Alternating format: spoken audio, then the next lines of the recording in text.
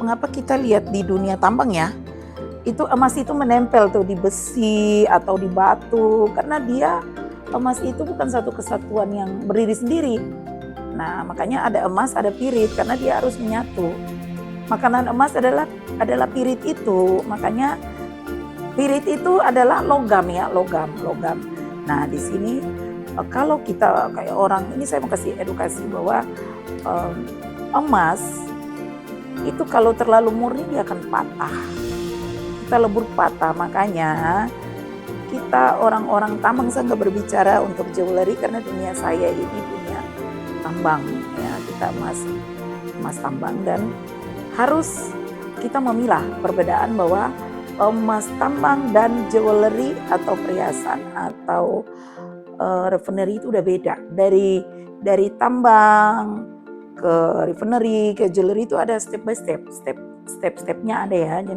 Jadi di sini kita memberi edukasi bahwa proses pembuatan emas itu sampai menjadi murni adalah ada beberapa metode yang mungkin saya nggak bisa jelasin lagi, orang tambang udah pada tahu lah. Ada sistem asam, basa, tong, pakai CN, pakai gelundungan, pakai aquaregia ya. Jadi di sini saya hanya menggarisbawahi bahwa emas itu adalah satu kesatuan yang rapuh, yang dia tidak bisa berdiri sendiri, dia harus menyatu dengan logam. Makanya emas itu harus dilogamkan. Nah, perhiasan pun harus dilogamkan. Kalau enggak, emas itu dia akan patah. Nah, di sini teman-teman tambang, teman-teman mediator yang ingin membeli emas Dragon Gold Papua harus banyak belajar bahwa kok Dragon Gold Papua emasnya jelek sih. Nah, emas murni itu dia akan jelek. Nah, kalau dia udah disepuh, kalau dia udah dicampur dengan logam lain, baru dia manis. Ibaratnya kalau kita bangun tidur ya, Pak Komisaris ya, aura kita gimana sih, atau sesuatu yang masih alam, berarti kita terlihat apa? Alami. Ya. Belum di make up, nah, seperti itu. Belum di lipstick, belum di facelift. Jadi kita masih alami. Nah, sesuatu yang udah dibentuk, sesuatu yang udah dipoles, berarti dia terlihat cantik seperti yang di toko emas. Makanya kalau bawa emas tambang langsung ke toko emas untuk dibayar, dia tidak akan mau. Nah, ada aja alasan ini bukan emas lah, bukan apa, karena bukan bidang dia. Dia mau bikin produksi menjadi dari emas mentah yang misalnya kami punya 1 granul, dia akan pikir lagi biaya produksi, bayar tukang, tambah peraknya, tambah aloynya. Nah, kadang-kadang kan orang mau fitnah bahwa ini bukan emas. Ya iya, karena memang kita nggak tahu di saat itu yang kita bawa ke toko itu ada dananya nggak, atau memang toko itu ya bisa aja dia bilang sesukanya. Nah, itu tergantungnya. Jadi kadang-kadang di sini saya mau menjelaskan bahwa dunia tambang itu beda dengan dunia jewelry, dan kami SOP yang kami gunakan untuk membeli emas PT Dragon Gold Papua di sini adalah timbang air. Ya, timbang air bisa manual, bisa digital. Tapi kalau timbang air digital itu berarti udah dikalibrasi ya. Udah dikalibrasi, dan kami di sini menggunakan kalibrasi yang digunakan oleh Sukovindo SNI. Kalau kalibrasi toko emas itu beda jauh lah, sesuka hati mereka lah. Nah, dan satu tambahan lagi, kita memperbandingkan emas murni dengan emas yang sudah dicampur ya. Kategorinya seperti ini, kita perbandingkan antara tebu, ya kan? Tebu nggak bisa dijual di toko-toko. Bagaimana caranya tebu ini bisa jual di toko-toko? Berarti diolah di pabrik dulu. Nah, diolah di pabrik baru bisa menghasilkan menjadi gula pasir, ya kan? Baru bisa jual di toko-toko, gitu. Jadi gula pasirnya juga ada gula pasir A, gula pasir B, gula pasir C. Sedemikianlah emas murni seperti itu. Ya, setelah diolah dan menjadi perhiasan, ada yang berapa karat nih? Ini karat A, karat B, karat C, seperti itu. Ibu Dirut? Ya, jadi seperti yang dijelaskan oleh Pak Komisaris bahwa emas alam atau emas yang tambang itu bagaikan kita baru bangun tidur tuh. bagaikan tebu. Tebu itu kita masih bahan dasar, jadi kita ini bahan dasar nih. Batangan kita bahan dasar bagaikan tebu, nanti diolah lagi di pabrik, Ya. dicampur logam lain lagi. Misalnya kalau mau membuat gula tuh apa tuh? Ditambah pemanis, ditambah apa segalanya, baru misalnya ditambah perak, tembaga, jadi Pengawet, atau pengawet apa ya. gitu. Jadi kita tidak bisa memvonis bahwa barang orang ini itu ada undang-undangnya ya. Dan saya ini juga berdiri di dalam asosiasi penambang rakyat yang memang juga, kenapa saya berdiri sendiri, karena saya merasa saya punya kelebihan. Kenapa sih saya mesti tidak bisa kembangkan itu untuk banyak orang. Nah, di sini nanti tahap berikutnya lagi kita memberi edukasi tentang bagaimana cara membuat emas. Yang tadinya emas itu hanya tanah, dengan metode ya, saya menemukan atau saya menciptakan metode sendiri sampai bagaimana saya bisa membuat emas itu menjadi murni. Nah ya, jadi saya punya metode yang saya lakukan di sini beda dengan metode-metode yang mungkin penambang-penambang lain bikin, dan sangat sederhana. Bahkan mungkin untuk ada yang bisa membuat kimia, saya juga bisa membuat kimia. Jadi kita di lokasi tambang pun mudah kok. Makanya bagi penambang-penambang yang masih awam, yang perlu belajar, ayo kita saling berbagi bagaimana. Sementara kita untuk membuat kimia itu gampang kok. Kita hanya dipersulit aja nih, tidak mau banyak belajar. Karena kalau kita banyak belajar, kita banyak kenapa sih bisa tahu, berarti kita banyak belajar. Kita harus bandingkan, oh iya cara kerja ini dengan ini, oh bagaimana kita compare, atau kita menciptakan suatu linia baru ya, bagaimana ini nih cara A, cara B kita kembangkan secara metode kita sendiri. Jadi di sini orang bilang, Belsa bikin emas itu kenapa sih bisa banyak ya?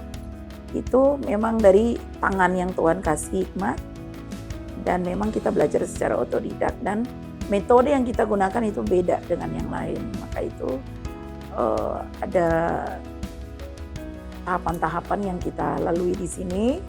Bahkan banyak juga ujian-ujian dan cobaan, sehingga kita harus tampil untuk memberikan edukasi bahwa jangan memberi ya statement yang merugikan orang dan merugikan diri dia sendiri. Oke, di sini saya mau menambahkan bahwa perbedaan perhitungan ya dalam metode emas murni dan LM itu beda. Jadi kadang-kadang kan orang bilang kita mau beli LM dong. Nah terus tapi kita bawa XRF. Nah XRF itu nanti berlaku buat itu LM. Nah di sini saya mau memberi klasifikasi ya, bahwa di sini untuk menghitung emas murni tidak bisa menggunakan hitung yang digunakan oleh toko emas, karena toko emas itu dia menggunakan harga hari itu per 24 karat dikali dengan 100%. Sementara yang kita gunakan itu berat jenis dibagi dengan kadar tertinggi 19,36, karena di sini berat jenis tertinggi atau spesifik gravitasi untuk menghitung berat jenis emas itu adalah 1936 kami pakai, dikali dengan kadar tertinggi baru kita hitung. Di sini kita pakai 3 cara. Nah, di sini kalau 3 cara menghitung emas, nah orang bandingkan dengan alat, otomatis kan alat menang tuh instan. Tapi kita tidak tahu berat jenis di dalamnya, misalnya di dalam timah. Makanya kan kadang-kadang orang bilang potong. Ya iya, kenapa? Alatnya tidak bisa membuktikan berat jenis itu apa. Nah, makanya kan setelah di XRF boleh nggak dipotong? Nah, karena dia tidak tahu di dalam isi itu apa. Karena hanya instan gitu loh. Instan. Hanya lapisan. Nah, lapisan ya seperti itu. Jadi dia Di tidak luar aja tahu yang di tahu. luarnya. Jadi 5 mili di atas, di dalam dia tidak tahu. Tapi kalau emas, yang orang bilang tungsten itu berat jenis sama dengan emas. Tidak ada di dunia ini berat jenisnya sama dengan emas. Mirip pun tidak sama, karena emas itu berat jenisnya paling tinggi 1936 atau spesifik gravitasi. Emas dari kami kalau pegang itu 1 kilo tuh dia mau dibawa. Jadi mau ke bawah emas itu, kalau kayak orang bilang kuningan besi timah, coba pegang aja kuningan besi dengan timah lalu emas. Emasnya itu dia akan mau ke bawah aja gravitasinya. Makanya emas itu digunakan oleh orang luar ya untuk HP, chip ya, karena gravitasinya tuh tinggi. Emas kami kalau taruh, walaupun taruh di dalam rangkas, dalam lemari berbulan-bulan tidak ada bulukan, dingin. Ya, karena dia sebagai penetralisir. Nah, di sini karena itu emas ya murni, hitungan itu ya 1936 yaitu 100%. Nah, di sini kan setiap orang bisa bikin tabel ya, bisa bikin tabel-tabel sesuka dia kayak toko emas. Nanti kita ke toko emas ini hitungannya beda, toko emas ini hitungannya beda. Nah, atau ini kalau kita pakai yang sistem yang benar-benar udah dari BSSN 100% digunakan untuk emas murni. Ya, dikalikan dengan 24 karat dibagi spesifik gravitasi. Spesifik gravitasi itu adalah berat jenisnya, gravitinya ya. Ya, daya tekan. Jadi emas itu kalau di air itu dia berat. Semakin berat emas, semakin murni emas, berat jenisnya di air akan kecil. Sementara berat emas, air di udara, dia akan besar. Ya, kenapa? Berat di udara beda dengan berat di air. Nah, di sini orang bilang sama kok, sama dari mana? Tidak sama. Emas murni itu berat jenisnya kecil di air. Ya, kenapa kita dulang atau kita goyang-goyang emas dia tidak mau bergerak?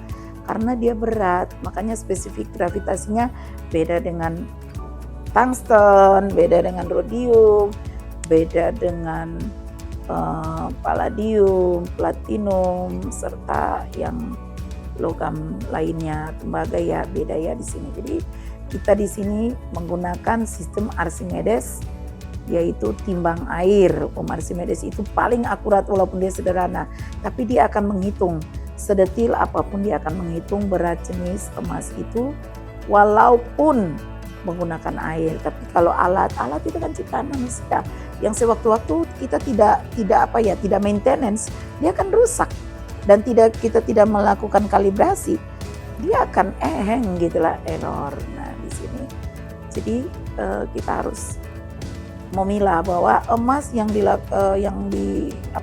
berada di toko emas itu beda dengan emas yang dijual oleh PT Dragon Gold Papua, seperti itu ya.